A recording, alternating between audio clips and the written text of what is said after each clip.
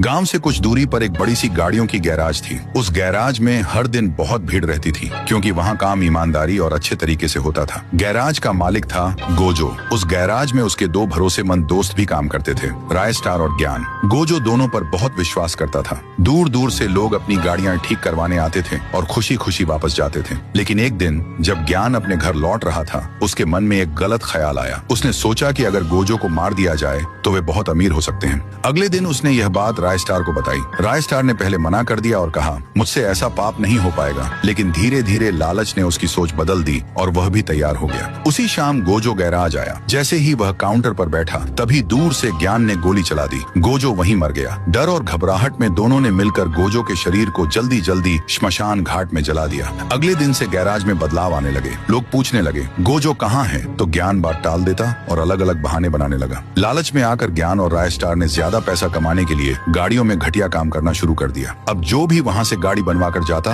उसके साथ कुछ न कुछ गलत जरूर होता। किसी की गाड़ी में आग लग जाती, किसी का एक्सीडेंट हो जाता और किसी की तो जान भी चली जाती। धीरे धीरे गांव वालों को समझ आने लगा कि इस बड़े गैराज में कुछ बहुत गलत हो रहा है। एक दिन गांव का एक लड़का सनराय रात करीब 10 बजे चुपके से गैराज गया और वहाँ सब कुछ देखने लगा। उसने ज्ञान को गलत काम करते हुए रंगे हाथ पकड़ लिया। सनराय चुपचाप वहाँ से निकल गया और गांव में सबको सच्चाई बता दी। गुस्साए गांव वाले गैराज पहुंचे और ज्ञान व रायस्टार को पकड़कर पुलिस के हवाले कर दिया। लेकिन इसके बाद भी गांव में अजीब अजीब घटनाएं होने लगी।